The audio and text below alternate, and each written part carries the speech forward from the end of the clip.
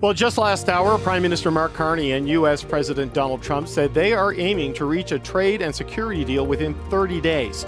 This news comes after the leaders opened the day with a positive tone. U.S. President Donald Trump is meeting right now with Canadian Prime Minister Mark Carney on the sidelines of the G7 summit in Alberta. This video is actually from moments ago. Let's listen in. Trump अपने steel के किले में बंद रहकर Alberta में आग लगा रहे थे, जबकि कनाडा चुप रहा और दुनिया के ट्रेड मार्केट को हिला दिया। 25% टैरिफ के झटके के जवाब में कार्नी के बिना साइन किए हुए बयान ने वॉशिंगटन को घेर लिया, जबकि यूरोप ने मेज पर $150 बिलियन का यूक्रेन फंड रख दिया।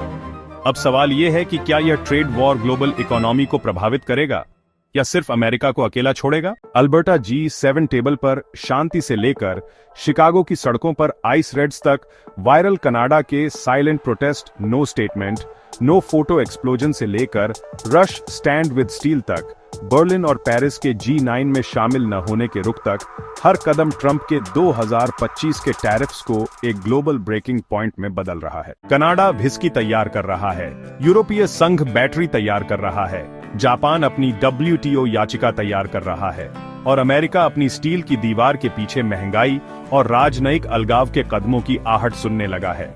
ट्रंप के अशांत दूसरे कार्यकाल के पहले असली स्ट्रेस टेस्ट में कौन जीतेगा? यह 2025 की गर्मियों में अल्बर्टा रॉकीज की चोटियों पर स्थापित G7 टेबल पर आया। शिखर सम्मेलन शुरू होने से पहले ही तीखी व्यापारिक बयानबाजी, स्टील और एल्यूमीनियम टैरिफ और इलेक्ट्रिक वाहन सब्सिडी ने कनाडा और अमेरिका के बीच तनाव बढ़ा दिया था। लेकिन किसी ने यह अनुमान नहीं लगाया था कि यह विस्फोट इतना हिंसक और इतना तेज होगा। व्हाइट हाउस के सभी सामानों पर 25% टैरिफ और ऊर्जा उत्पादों पर 10% टैरिफ लगाने के फैसले के बारे में जानने के बाद कैमरों के सामने आने के बजाय कनाडा के प्रधानमंत्री मार्क कार्नी ने कूटनीति की बयानबाजी को कम करने का फैसला किया। उन्होंने घोषणा की कि वह ओटावा द्वारा तैयार किए गए शिखर सम्मेलन के अंतिम बयान पर हस्ताक्षर नहीं करेंगे। संयुक्त परिवार की तस्वीर रद्द कर दी और ट्रंप के साथ हाथ मिलाने की आखिरी मिनट की तस्वीरें मिटा दी। इस प्रकार G7 इतिहास में पहली रणनीतिक चुप्पी का कदम दर्ज किया गया। सबसे तीखा विरोध कुछ भी न कहना था। इस रहस्यमय रणनीति ने अचानक अमेरिकी राष्ट्रपति को रक्षात्मक स्थिति में ला दिया। ट्रंप उसी दिन अल्बर्टा पहुंचे और टैरिफ को 50% तक बढ़ाने की धमकी दी। जवाब में कनाडा ने मैश वायरल रिस्पॉन्स लॉन्च किया। आपको पता है, #स्टैंड विद स्टील अभियान के साथ, जो मिलेनियम पार्क में कुछ ही मिनटों में वायरल हो गया। सिर्फ 3 दिनों में मॉन्ट्रियल से विंडसर तक कार्यशाला मालिकों ने वॉशिंगटन को सभी कच्चे माल की आपूर्ति श्रृंखलाओं का पुनर्मूल्यांकन किया और डेट्रॉइट के ऑटोमोटिव आपूर्ति उद्योग को अपनी पहली तिमाही के लाभ के अनुमानों को कम करने के लिए मजबूर होना पड़ा। उसी समय अटलांटिक के दूसरी ओर एक झटका लगा।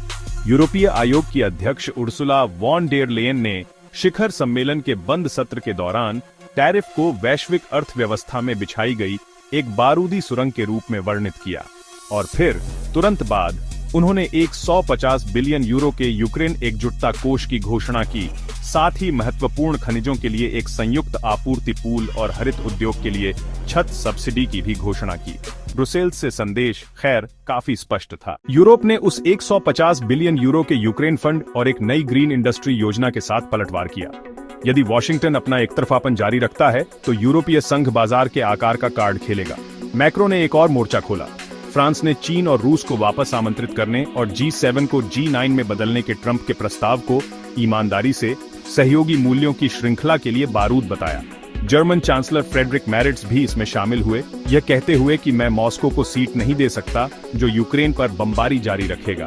तो पहली बार अमेरिका यूरोप संरेखण को समानांतर पटरियों के रूप में चित्रित नहीं किया गया था, बल्कि 2 प्रतिच्छेदी पटरियों के रूप में। घरेलू स्तर पर चीजें और भी जटिल थीं।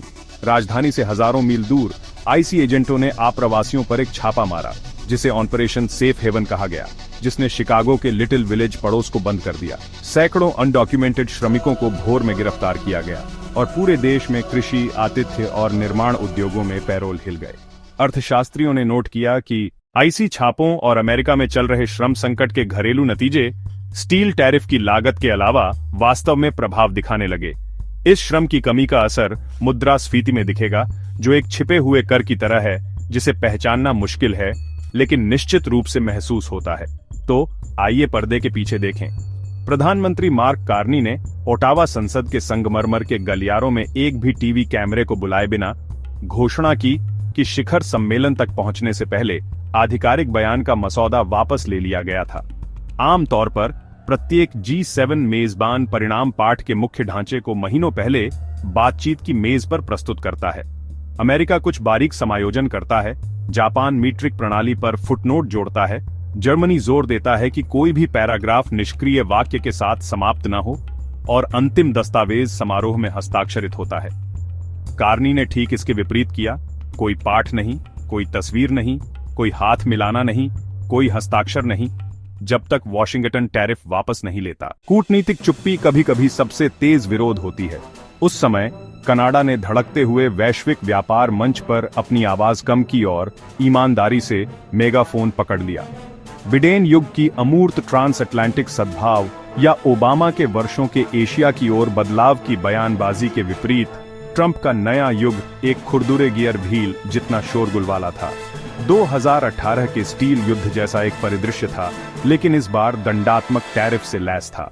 जब 25% टैरिफ की घोषणा की गई तो टोरंटो स्टॉक एक्सचेंज ने 2 दिनों में 8 से अधिक अंक गंवा दिए। इसका आधा मनोवैज्ञानिक था, आधा कच्चे माल की लागत पर वास्तविक प्रभाव था।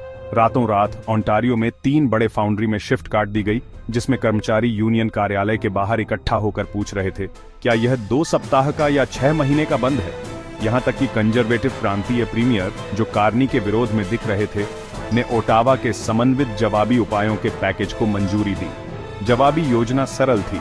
अमेरिका से व्हिस्की, हार्ले डेविडसन मोटरसाइकिलें, जॉर्जिया ऑडू, नेब्रास्का बीफ और चिप आपूर्ति की पूरी सूची पर 25 से 40% तक टैरिफ लगाया जाएगा। कनाडा के इतिहास में पहली बार एनाफ्टा की जड़ें जमा चुकी धारणा को दरकिनार कर दिया गया। सहयोगी उत्पादों को छूट का नियम खारिज कर दिया गया। यूरोप मूक दर्शक नहीं रहा। उर्सुला वॉन डेर लेयन ने जब उन्होंने अल्बर्टा में मंच संभाला तो अपने भाषण नोट्स को एक तरफ धकेल दिया और सबसे पहले कहा, टैरिफ टैक्स है। फिर जोड़ा, टैक्स बिल है। बिल अंतिम उपभोक्ता यानी हमारे नागरिकों को जाता है। फिर उन्होंने एक 5 बिंदु प्रस्ताव सूचीबद्ध किया जिसने पूरे शिखर सम्मेलन के स्वर को स्थायी रूप से बदल दिया होगा। योजना यूरोपीय चिप एक्ट के बजट को $50 बिलियन बढ़ाना था। उन्होंने यूरोपीय निवेश बैंक को कांगो और गार्बन से दुर्लभ पृथ्वी तत्वों की सीधी खरीद में भी शामिल किया। इसके अलावा यूक्रेन के लिए एक अतिरिक्त $150 बिलियन का मैक्रो वित्तीय अनुदान ऋण पैकेज बनाना था। 2030 तक यूरोपीय संघ कनाडा ग्रीन हाइड्रोजन कॉरिडोर को पूरा करना और उत्तरी यूरोप में एक इलेक्ट्रिक कार बैटरी हब स्थापित करना भी महत्वपूर्ण कदम थे। एक तरह से यह एक घोषणा पत्र जैसा था। हम अमेरिकी टैरिफ को दूर करने के लिए अपनी आपूर्ति धाराएं स्थापित कर रहे हैं। जब मैक्रो ने माइक्रोफोन लिया तो उन्होंने ग्रीनलैंड को खरीदने के ट्रंप के काल्पनिक विचार को खैर एक व्यंग्यात्मक मुस्कान के साथ खारिज कर दिया। बर्लिन ने दूसरी ओर चांसलर मेरिट के माध्यम से स्पष्ट रूप से कहा कि यदि रूस लुगांस्क में नहीं रुकता है तो वह मेज पर वापस नहीं आ सकता है और पुतिन का G8 कार्ड दरवाजे पर ही रहेगा। तो कार्नी ने इतनी सख्त चुप्पी क्यों चुनी? खैर, कनाडा को याद था कि पिछली स्टील संकट के दौरान हस्ताक्षरित संयुक्त बयान को ट्रंप ने घर वापस आते ही मैं बाहर निकल रहा हूं ट्वीट के साथ कूड़ेदान में फेंक दिया था। कार्नी जानते थे कि दूसरी बार उसी दृश्य को दोहराना और ओटावा को एक फोटो अवसर देना सीमा शुल्क बाधाओं के रूप में उनके पीछे आएगा। इसके अलावा कार्नी की नजर में शिखर सम्मेलन वॉशिंगटन के साथ लड़ने का अवसर नहीं था, बल्कि कुछ और ही था। यूरोप का आर्थिक पलटवार और वैश्विक व्यापार का पुनर्संरेखण वास्तव में मध्य शक्तियों के लिए अमेरिका के बाद के युग में खुद को स्थापित करने का मंच तैयार करता है। जब यूरोपीय संघ ने अपनी हरित उद्योग योजना के साथ यूक्रेन फंड की घोषणा की तो वह वास्तव में यह संदेश भेज रहा था कि वह अमेरिकी धन की आवश्यकता के बिना भी जुटा सकता है। जापान ने विश्व व्यापार संगठन में स्टील को लेकर शिकायत दर्ज की। मेक्सिको ने अमेरिका पर मुकदमा करने की तैयारी शुरू कर दी ताकि उसे शरण नीति वार्ता में दोहरे टैरिफ के लिए निंदा न झेलनी पड़े, और भारत ने एक अतिथि होने के बावजूद यूरोपीय संघ कनाडा महत्वपूर्ण खनिज गलियारे पर संकेत दिया। अमेरिका मेज के केंद्र में कुर्सी पर बैठा था, लेकिन मेज की परिधि एक नई बैठने की व्यवस्था बना रही थी। जबकि यह सब हो रहा था, G7 प्रोटोकॉल कार्यालय चुपचाप एक संकट से निपट रहा था। शिखर सम्मेलन के अंत में क्लासिक पारिवारिक तस्वीर नहीं ली जाएगी, क्योंकि कार्नी की संयुक्त तस्वीर की शर्त टैरिफ को उलटने पर सशर्त थी। अमेरिकी व्यापार प्रतिनिधि ने 4 अलग-अलग द्विपक्षीय बैठकों के बाद एक समझौता बयान पर पहुंचे बिना मेज छोड़ दी। ट्रंप ने यह स्वीकार करने से इनकार कर दिया कि कनाडा ने फोटो कॉरिडोर बंद कर दिया था।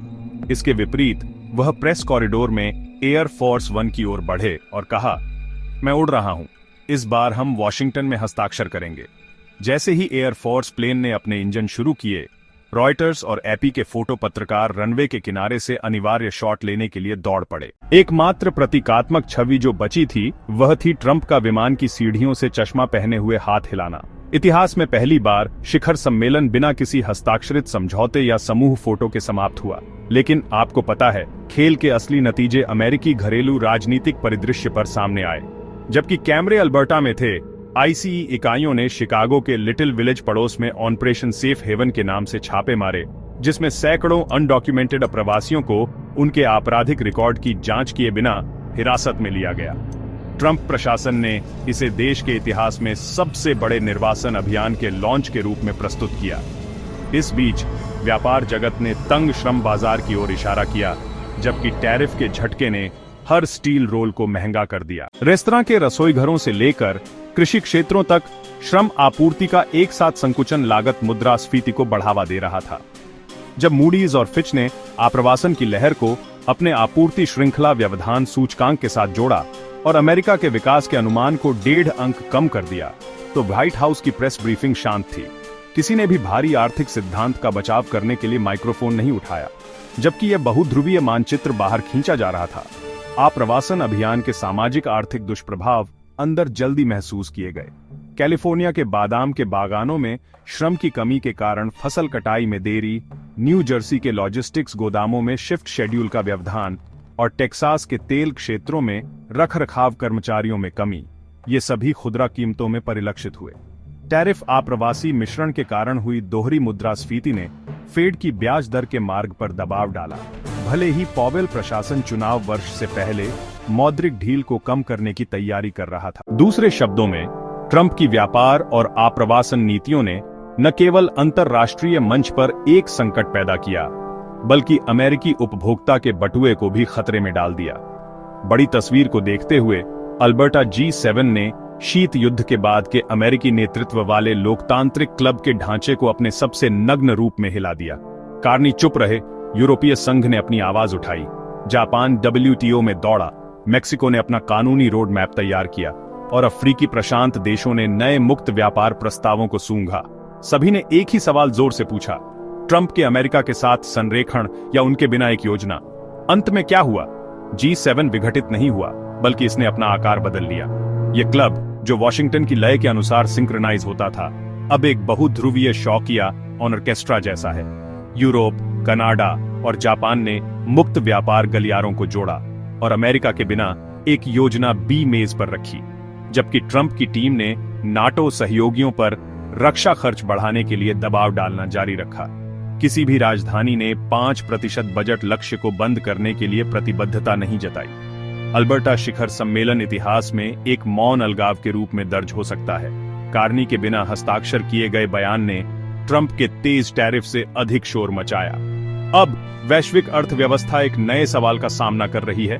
क्या अमेरिका उस दीवार के पीछे अकेला रहने को तैयार है जिसे उसने टैरिफ से बनाया है, या वह अपने सहयोगियों के धैर्य की परीक्षा लेना बंद कर देगा और वास्तविक समाधानों के साथ मेज पर वापस आएगा? अभी के लिए तस्वीर इस प्रकार है। अमेरिका अलगाव की एक मौन दीवार बना रहा है, कनाडा चुप्पी को एक राजनयिक हथियार में बदल रहा है, यूरोप अपनी आवाज उठा रहा है और वैकल्पिक धन जुटा रहा है, एशिया दोनों दिशाओं में पुल बना रहा है, और IMF और विश्व बैंक अपने विकास के अनुमानों से अनिश्चितता के जोखिम को हटा रहे हैं। 2025 का अल्बर्टा G7 एक ऐसा विच्छेद का क्षण था कि यह कैमरे के शटर क्लिक करने की आवश्यकता के बिना भी इतिहास में दर्ज हो जाएगा। यदि वॉशिंगटन अपने व्यापार खेल योजना को संशोधित करने के बजाय टैरिफ को दोगुना करके अपनी मांसपेशियों को लचीला करना जारी रखता है, तो अगले शिखर सम्मेलन को एक ऐसे मेजबान की तलाश करनी पड़ सकती है जो G7 का संकेत नहीं ले जाना चाहता। ऐसे दुनिया में स्टील प्रेस का शोर राजनयिकों की चुप्पी से अधिक महंगा होगा, क्योंकि वैश्विक अर्थव्यवस्था हमेशा कच्चे माल की कीमतों के संदर्भ में नेतृत्व के रिक्त स्थान को मापती है। जब तक एक उत्तर नहीं मिल जाता, स्टील मूल्य चार्ट और विनिमय दरें इस राजनयिक शून्य के बिल को चुपचाप लिखती रहेंगी।